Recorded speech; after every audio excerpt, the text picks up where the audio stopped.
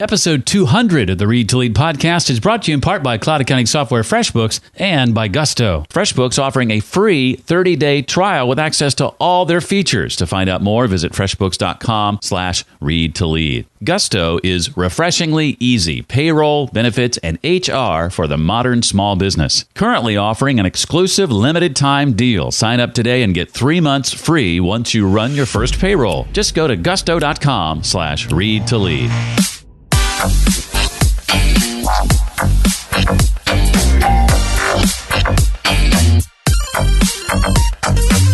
Hi, I'm Michael Hyatt, author of Your Best Year Ever, a 5-step plan for achieving your most important goals. Make sure your year includes moments reserved for this. It's the Read to Lead podcast with my friend Jeff Brown. Welcome to the Read to Lead podcast. I'm Jeff Brown, and I began this podcast because I believe that if you desire to achieve true success in business and in life, then intentional and consistent reading is a must. The Read to Lead podcast is not only going to help you narrow this ever-important reading list, but also bring you key ideas and valuable insights from some of today's most successful and inspiring authors. And today, we have 5 of them. Wait, 5? Yes, 5, actually. As I consider episode 200 a milestone episode, I'd like to take a bit of a look back. You may recall that in episode 100, I surveyed those first 100 episodes and revisited 10 of my favorite conversations, and more specifically, the top 10 leadership lessons learned during that stretch. Now, it's been over 2 years since the release of episode 100, and as I look back to episode 101 and all that's transpired since, I thought I'd do something similar. Today, I'm sharing highlights from 5 episodes over that span. Now, these episodes each touch on a topic that I think is so important, I ask a question related to it of nearly every guest that comes on the show. That's a hint. I'm talking about communicating, relating, and more specifically, public speaking. The art of public speaking and the ability to effectively relate to other people is as important, in my view, as any skill you can hone. In fact, if I weren't doing the Read to Lead podcast, I'd likely be doing a public speaking related podcast. Now, as we dig into each of these conversations, remember that you can visit the webpage I've created specifically for this episode. There you'll find links to the original and full conversations with each of these guests. And to make it super convenient, I'll be sure to mention each interview's specific URL on my site. Now, I'll begin with some hints. 1 of the 5 is originally from the UK. 2 of the 5 are named Michael, and 3 of the 5 are current or former actors. It should be no surprise, I believe, that acting and relating and communicating effectively go hand in hand. It was in episode 106 when I asked Michael Port, the author of Steal the Show, to share what it means to perform in the context of public speaking or a job interview, a sales pitch, or any other high-stakes situation. To me, performing is about connecting. And the fear that people have around the word perform is that they think it means being phony or fake. But good performance is not about fake behavior. Good performance is authentic behavior in a manufactured environment. And many situations that we find ourselves in, many high-stakes situations, of course, anytime we need to give a speech or run a team meeting or go on a job interview or negotiate or sell a product, those are high-stakes situations. And some of them can make or break your career. So the way we perform during those high-stakes situations will determine really the quality of our life. Well, share a bit about finding your voice. You talk about this a bit early in the book, and how not to fall into the trap of thinking we don't have enough to offer. Yeah, one of the reasons we get so nervous about speaking in public is because we're afraid of being rejected. Otherwise, I'm not really sure why it's so scary. What are we afraid of? Because we're not going to die when we give a speech. I mean, unless we have a heart attack or something, we're not going to die because we gave a speech. Maybe our hands will shake a little bit. We'll get, maybe a little red in the face. We'll sweat a little bit, things like that. But we're not going to die. So what are we afraid of? We're afraid of looking stupid. We're afraid of being told that we're wrong or bad, or we don't know enough, or that we're not enough, or we don't deserve to be in front of other people.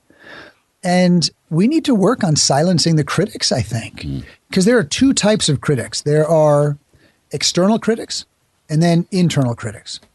And the external critics, they're the critics in the cheap seats. They're the ones who they want to push others down to lift themselves up. And then there are the internal critics, and those are the critics in your head. Those are the voices of judgment. Those are the ones that are telling you that you can't do the things that you want to do. And we will hear the external critics. They will be louder the louder our internal voices of judgment are. But if the internal critic is quieted, then we don't hear the external critic quite as much. I mean, they're going to be there anytime you do anything in the world in a big way. Certainly anytime if you create, if you're a creative artist of some kind, if you are an entrepreneur building something new, people will criticize. It's just the nature of the world in which we live. I wish it wasn't, but it is. And so the question is, how loud are those voices to us? And so what we want to do is we want to work on silencing some of those inner critics. And the question that I often ask is, which is more important, approval or results? And our knee-jerk reaction usually is to say, oh, well, no, results, of course. But I think if we really reflect on it honestly, and we look at the choices we make and the actions that we take, things we've done over the years or even yesterday, a lot of times we do things because we want a pat on the back. And we behave in a way that is designed to get other people to approve of us. And sometimes that means watering our voice down, or sometimes it means changing our voice. But your voice is your voice. And we don't want to water it down. We don't want to pretend it is something other than it is. We want our voice to be strong. But our voice, we don't speak so that other people say our voice is good or it's right, but we speak to be in service. So if your desire to be in service, if your desire to perform, if your desire to speak on something that is meaningful to you is greater than the fear you have of being rejected, well, then you'll do it. Then you'll get up on that platform in front of others and you'll put your message out in the world. But if your fear of being rejected is stronger than your desire to go out there and do it, then you might let the fear or those small voices, those voices of judgment in your head, water you down and really derail you from your plans, your dreams. How do you marry that, Michael, with this idea you talk about later in the book with being chameleon-like, which on the surface sounds like it contradicts finding your voice. So how do you be chameleon-like and true to who you are at the same time? And why is that ability so important? Sure. Life and creativity is filled with contradictions. And it was Fitzgerald who said something about that. He said, something about, the intelligence of a man or the sophistication of a man or, of course, a woman, is based on their ability to hold opposing ideas in their head at the same time and still be able to function. And this is one of those ideas. Sometimes when you hear the word chameleon, you think shapeshifter. And if somebody calls you a chameleon, the concern might be that you're somehow inauthentic. You're pretending to be something that you're not. And I use this analogy specifically just to provoke this idea, because a chameleon is actually completely authentic. So when a chameleon is on a green leaf, it turns green. When it's on a red leaf, it turns red. It's not pretending to turn green. It didn't slap a coat of paint on itself. It actually turned green. That green color is part of its voice. It's part of its DNA. And it changes according to the environment that it's in, based on the part of their DNA that is most applicable, most appropriate, most helpful for that environment. So there's a chapter in Steal the Show where I show people how to play the right role in any given situation, because different situations often require different parts of our personality. Different interactions with different people require different styles of behavior. Different speeches require different styles of delivery. And so if we get comfortable with adapting our style to the given situation, as long as it is still part of our personality. We're amplifying different parts of our personality in different situations based on what is most helpful to us, then our voice is still true. Then we are still true to our beliefs. I'm not suggesting that you change your value system to try to fit in somewhere. Not at all. But what I am suggesting is that you are much more flexible than you might think, that you are more adaptable than you might think, that you are more of a performer than you might think. But we get wrapped up in an idea of ourself. We get wrapped up in the idea that we are certain we are this one thing, or we do this, but we will never do that. My fiance is a vegetarian. Well, if for some reason there was absolutely no vegetarian option in the world left ever, period. There was only meat. Well, she would start eating meat instead of dying. She would. I know this for a fact. So we will change. We will adapt based on what we need to do at the moment. And eventually she actually might start to like meat after a while of eating it. So I'm just open to the fact that, and this is probably because, I was a professional actor for years. And also one of the reasons I probably became an actor is because I was very comfortable being more fluid in terms of how I saw myself and in terms of the people that I surrounded myself with. I feel that I can hang out with the real rough guys down at the docks. And I can hang out with the librarians. And my pacing, my tone, my language, my physicality, they will morph according to which group I'm in.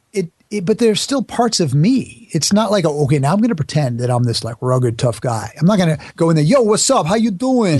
Like I'm not going to pretend that I speak differently, but some patterns will change. And I think many of us do that naturally. Yeah. But now the question is, can you do it intentionally so that you can progress forward? I did a few other podcast interviews today, and one of them I did in the morning was with a host who was, I'd say, take our speed now and multiply it by 8,000. He was like, hey, what's up? This is what we're going to do. Blah, blah, blah, blah, blah, blah, blah, blah, blah. Boom, boom, boom. And if I paused for a second, he was just in there. Okay, so here, I was like, oh my God. And it was great fun. It was short. You couldn't sustain that for an hour, but it worked for his show quite well.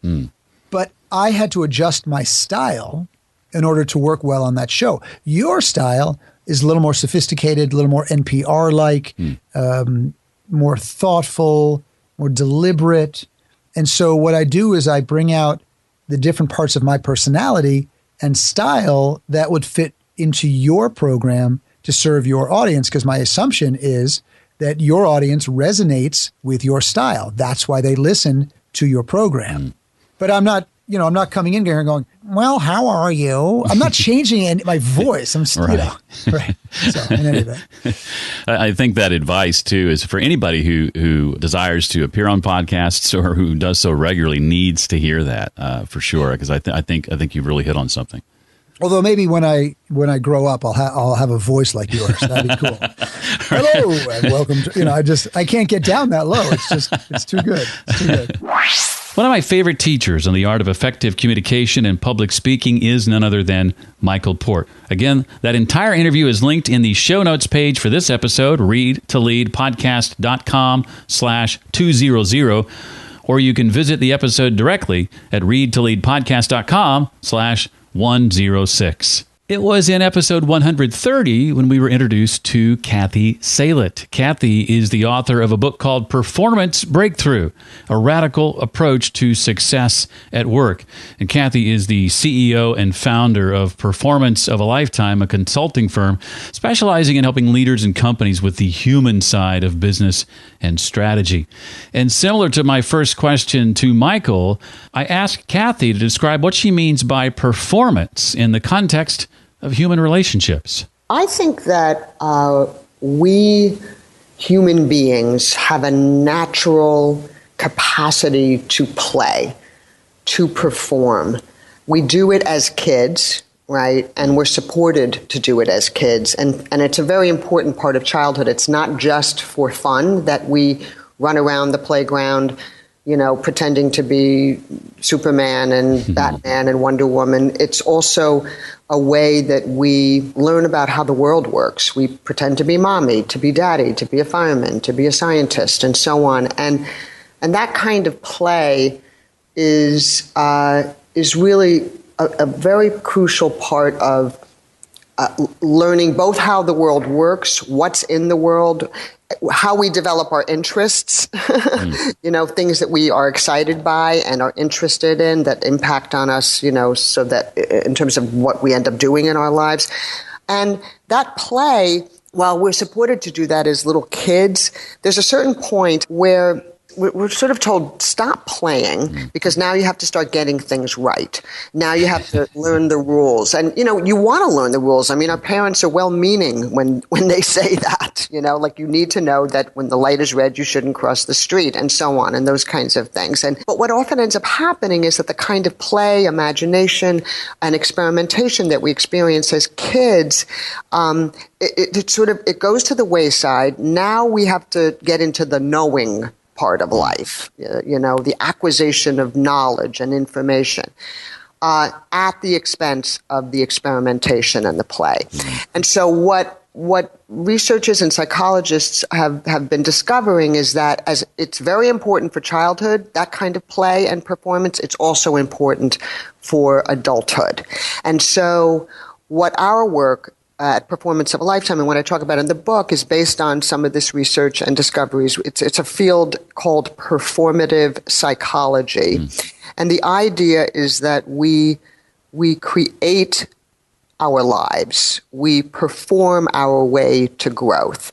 That on the one hand, we're impacted on by our environments, but we also are the creators of our environments. And so performing, it's sort of somewhat counterintuitive, because what you're doing by performing, on the one hand, is you're not being yourself, you're pretending, but you never stop being yourself. You're always who you are and who you are becoming, who you are not. Performing as an adult gives you a way to grow into who you are becoming, to grow into who you are not yet. And that's a very different kind of activity than, if you will, just reading a book about how to do something. So, for example, when people become parents, they don't know how to do that. People pretend to know how to be parents. You're performing your way into it. I mean, yes, of course, parents read books and you get all the help that you can, but you figure it out while you're raising your kids. You learn how to do it in the performance of it, if that makes sense. And so I think we can do that more in our lives, in all aspects of our lives and our work. I like the example you gave in the book related to this. I think it was the child on the bike, and the training wheels are coming off, and mom is behind him, and he's sort of learning to ride and then fearful of it all at the same time. He's seeing his friends ride around, and he wants to do that, but he doesn't know how to do it yet. Yeah, exactly. And he has to pretend to be a bike rider in order to become a bike rider. And mom is supporting him to do that. And that's an important part of the picture too, because there is somebody in the mix who's saying you can do that. And sometimes it's other kids and sometimes it's parents, but it's people you're being related to as who you are and who you're not yet. And that, we call that in a Performance of a Lifetime, and I talk about this in the book, it's called the becoming principle. Okay. And bike riding is that's a universal experience that we all have, but that's whether you're leading a meeting, whether you're taking on a new job, whether you're starting a family, all of these things require being who you are not yet, and performing and pretending helps you get there. Kathy's book, again, is Performance Breakthrough, a radical approach to success at work. The direct link to Kathy's episode is readtoleadpodcast.com/130. 3 more interviews now to highlight, including the other Michael, a Brit, and arguably the most recognized person ever to appear on the Read to Lead podcast. First, I'd like to recognize our sponsors. One you're probably fairly familiar with. The other is an up-and-comer called Gusto. And Gusto is a refreshingly easy payroll, benefits, and HR solution for the modern small business. They built Gusto because payroll and benefits are hard, especially for small businesses. You don't have the time to be an expert in things like taxes and regulations, right? And old school payroll providers just aren't built for the way we work today. So Gusto is making payroll, benefits, and HR easy for small businesses. Modern technology does all the heavy lifting, so it's easy to get things right. For example, PC Mag and Fit Small Business have called Gusto the best payroll for small businesses. 9 out of 10 users, in fact, say Gusto is easier to use than other payroll solutions. And Gusto is reliable. 4 out of 5 customers actually reduce payroll errors after switching to Gusto. Don't believe it? Just Google them. People love Gusto. How often do you actually love your payroll provider? Just for you right now, Gusto is offering an exclusive limited time deal. You sign up today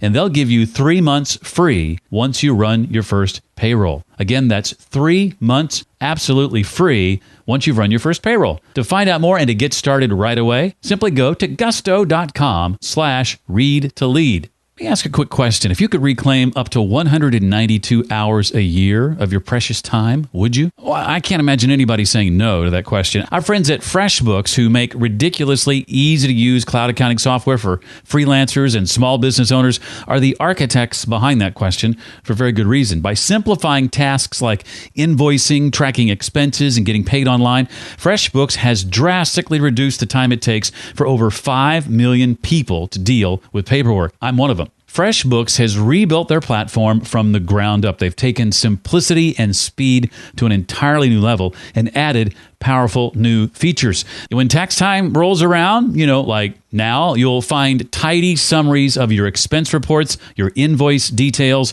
your sales tax summaries, and a whole lot more. If you're a freelancer or small business owner and not using FreshBooks yet, now would be a great time to try it because FreshBooks is offering a 30-day unrestricted free trial. To claim it, just go to freshbooks.com/read-to-lead and enter read to lead in the How Did You Hear About Us section. Again, that's freshbooks.com/read-to-lead. We move next to episode 138, where my guest that episode was Michael Hudson, author of the book Public Speaker Secrets, 52 Proven Ways to Increase Your Impact Every Time You Speak.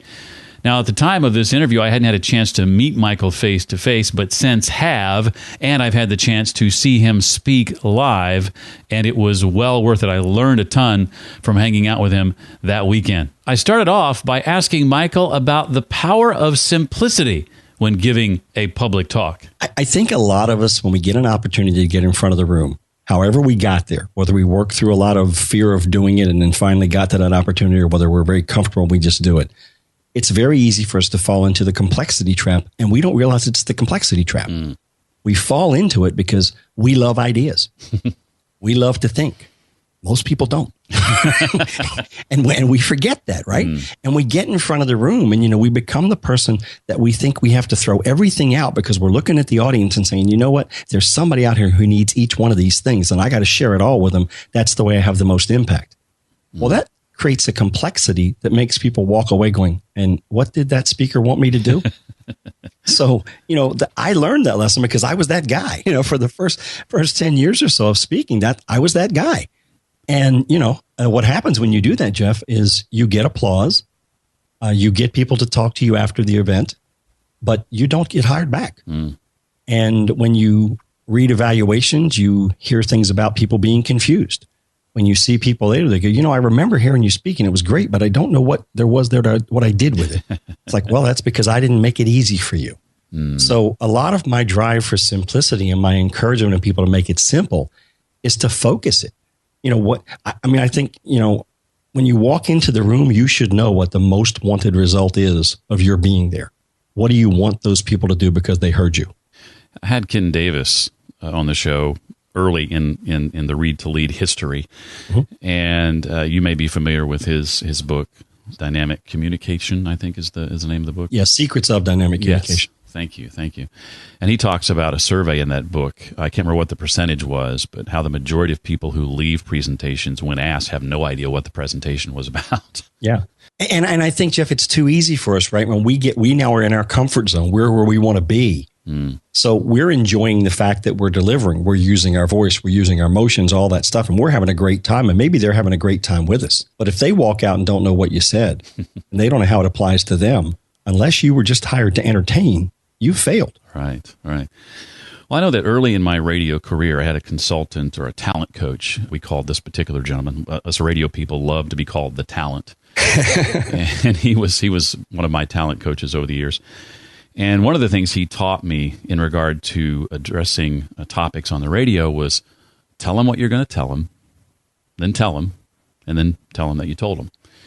And this is something that comes up in Michael's book as well. And I've heard some of the same suggestions, Michael, that you've heard, that principle doesn't work any longer or isn't as effective. So why do you feel it's still as effective today as it ever was? Because, Jeff, I think we live it everywhere, every day. We're constantly being told what's coming. I mean, the weatherman tells you the weather forecast, and in the middle says, and we're going to talk more about that in 20 minutes, because we're so conditioned. Plus, there's the open loop thing, right?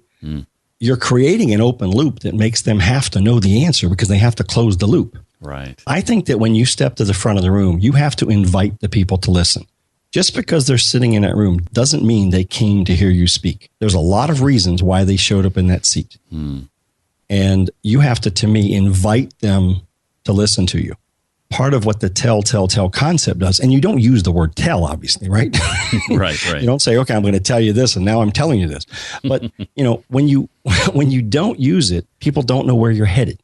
And so you're basically inviting me on a journey, and I don't know where we're going or why I should come along. So to me, it's a matter of looking at the tell as a guiding concept, saying, okay, in my opening, I have to let them know something about where we're going that makes them want to listen. In my presentation, I have to deliver something that fulfills on that tease that I gave over here, but that also lets them know what I want them to do when they leave. And in your close, you want to come back to that and sort of, bookend it, wrap it all together, and issue that call to action so they know what you actually did want them to do. And anybody who thinks this doesn't work, turn on your TV any night after the evening news and watch one of those shows like Entertainment Tonight or whatever those other shows are like that are called that. That's what they do all the time, right? This is coming. Here it is. Oh, we didn't tell you all of it. Here's the rest. It must be working because they're doing it. Yeah, they're doing pretty well and been around for a long time, right? So right. I think if we model something that works that well, we're probably going to have a good impact.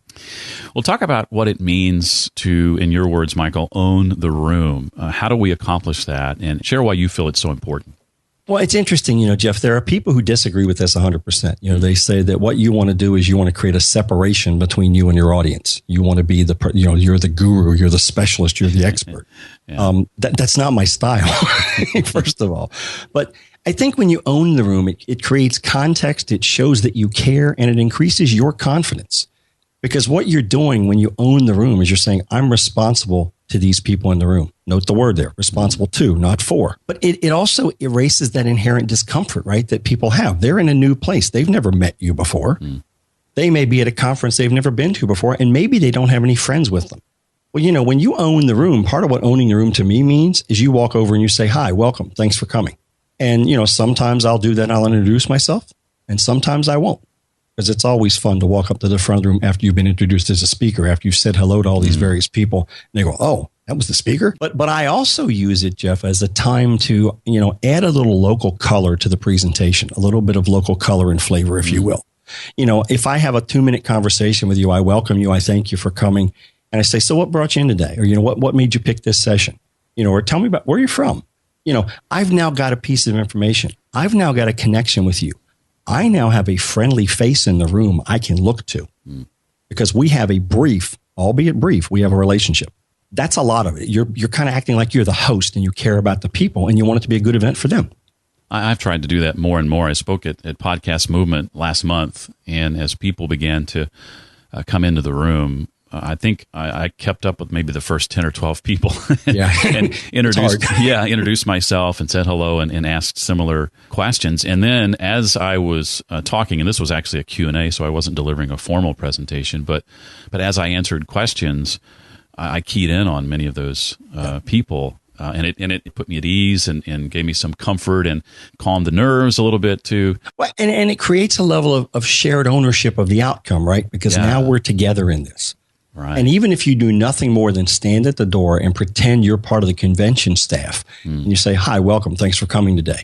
And if they got their hands full, don't try to shake their hand. Don't have that awkward moment. Right. Or I'll walk between the rows. "Hey, thanks for coming today. Glad you're here." I mean, it changes the tone. First of all, most speakers don't do it, so it makes you stand out, but it changes their desire. I mean, let's face it, the audience always wants you to succeed because they don't want to waste their time. But now you've made them want you to succeed at a different level because you've done something no one else has done.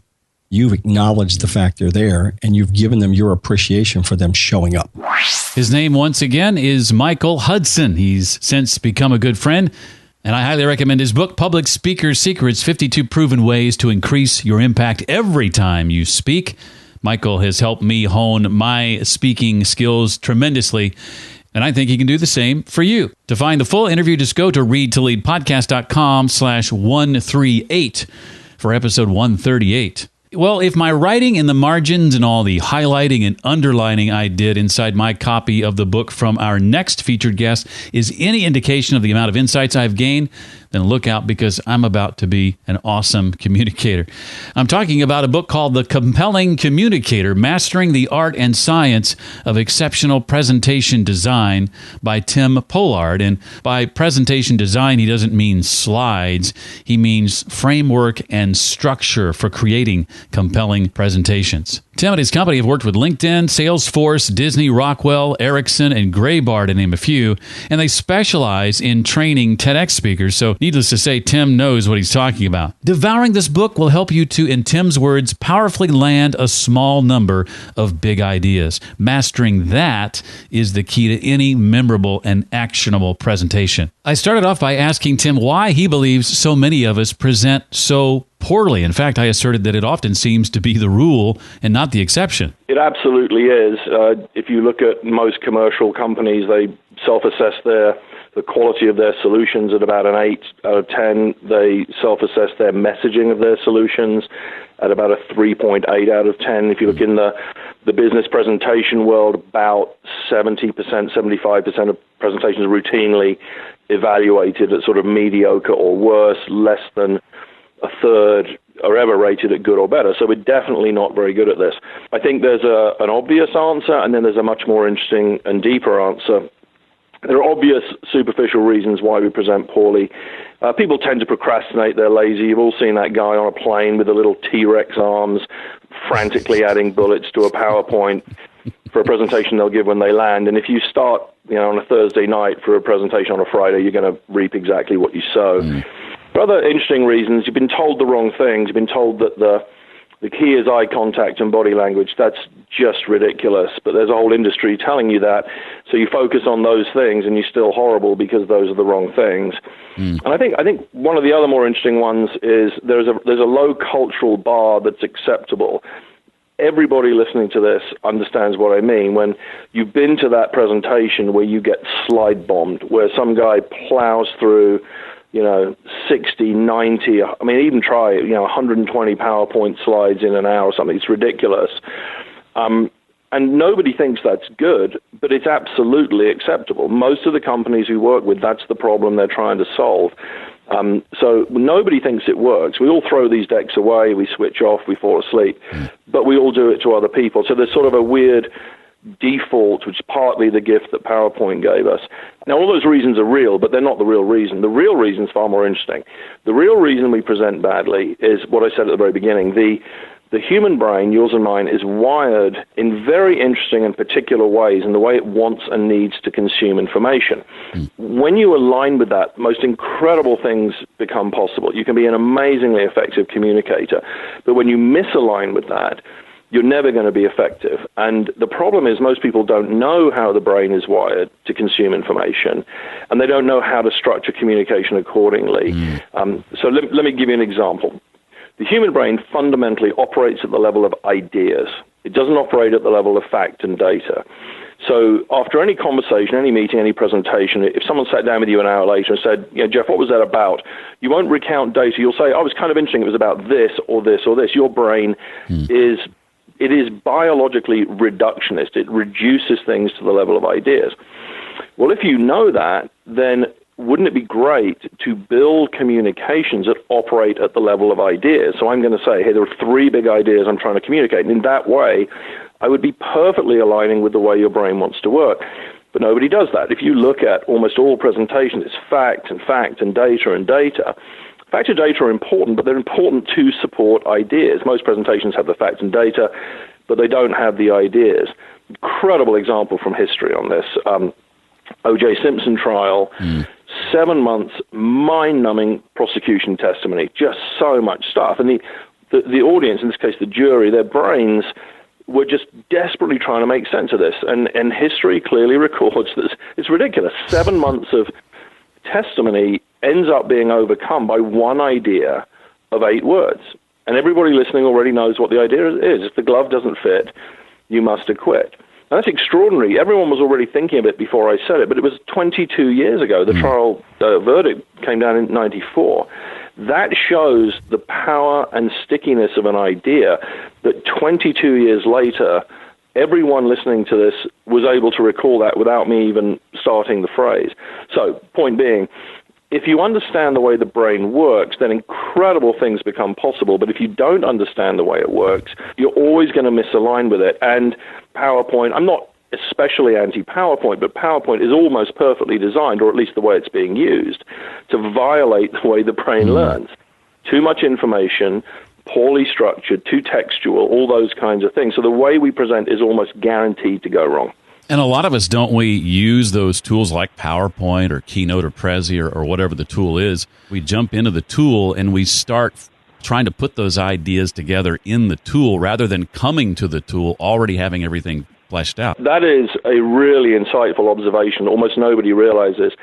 It's a little bit of a digression, but if you want to write a document, open up Word. If you want to do some calculations, open up Excel, because that's what they do.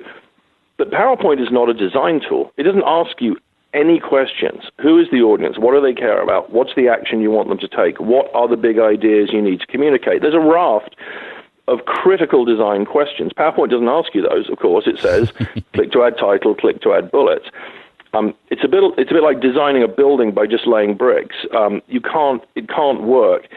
I don't dislike PowerPoint as a vehicle for delivering visuals. It's really good for that. It's very beautifully designed for that. But as a tool for thinking through the intellectual structure of an argument, it doesn't even exist. It's not what it does. So what people do is they throw everything on slides and they sort of try and reverse engineer the argument out of it, but almost always that doesn't work because you've got 200 slides. That's a horrible way of designing something. Well, when beginning to prepare for a presentation, then, Tim, what are some of the key questions that we have to ask ourselves to make sure that we do the job we want to do? Traditional thinking is not right on communication in most places. Most traditional thinking is wrong, but in one sense, it's absolutely right. You've got to understand who's in the room, what are their issues and interests and needs, what do they care about, what do they believe about the topic you're going to talk about, are they generally going to be in favor of what you're going to say, are they going to be perhaps resistant to it? So there's some sort of basic things about, like know your audience. Obviously, that's really pedestrian. We all understand that. I think there's probably 2 things that I would ask that are most critical. One is, what is the specific thing you want them to do as a result of this? If you think about it, almost all presentations in business and almost all communications are about action. We don't present for no reason. I want a customer to buy. I want my boss to back this project proposal or business plan. I want my team to support this kind of tough season we're going to be in. I want the community to back, some proposed change in the town or whatever it is. We present for an action. So the first thing I would do is say, what specifically is that action? You'd be astonished how rare that is. The second question is derivative from that, because the second question is, okay, so what argument will lead to that action? Now, you might think that's incredibly obvious, but if you look at most presentations, the action has not been properly thought through, and especially clear is the argument is not taking towards an action. So you'll see a lot of sales presentations with, first 5 slides are pictures of buildings and how many people we've got. It's a joke, will the world map be slide 3? How does a picture of a building, help me buy your solution. Because I think your competitors all have buildings. They don't work in caves. So what happens is, if we don't specify the action, we'll never create an argument that's going to drive towards that action. And so what happens is we run into this enormous problem of relevance. Most material in most presentations is not relevant to the outcome. It's background, tangents, unnecessary details, all kinds of stuff like that. And that has usually stemmed from not asking the right questions up front. And particularly the two questions are, what's the action? The second thing you want to ask is, what is the audience's problem that you are going to solve for them? If I wanted you to do something, Jeff, you're not going to do it because I'm a nice guy or I have an amusing accent. You're only going to do it if there's something in it for you. And almost always that comes down to solving a problem. So I might want you, for example, to buy my new solution for hospital lighting. You're not going to do that because I want you to. You're going to do it because it solves a problem. So if I understand and can then communicate the problem that you have with lighting and the risk your hospital is running because your lighting is deficient, I'm much more likely to get the action. So I think if there were two foundational things I would do before putting any sort of pen to paper in terms of building stuff is, what is the action you want and what is the problem the audience has? That again is Tim Pollard, author of the book The Compelling Communicator, Mastering the Art and Science of Exceptional Presentation Design. Tim appeared in episode 157 of the podcast, so if you want to hear the entire interview, you know what to do by now. Visit readtoleadpodcast.com/157.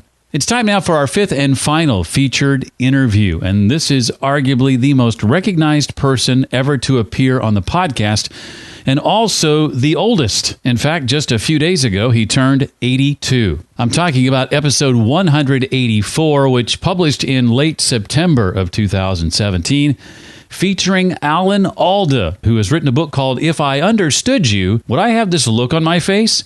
My Adventures in the Art and Science of Relating and Communicating. Now, much like Kathy, who we heard from earlier, Alan leverages improv to help people understand how to better relate to one another. I started off by asking how his experience as an actor has impacted how he relates to people day to day. Yeah, it really has changed my daily life. I think everybody who's studied improvising would say that it's changed them.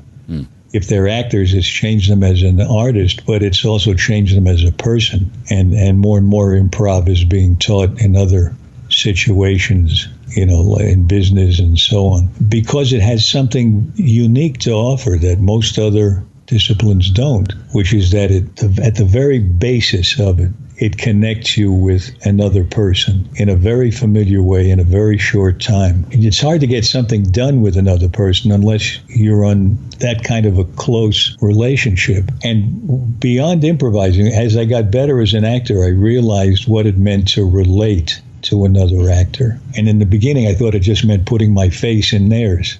So I was bending over a lot with hunched shoulders, just provoking them with my face.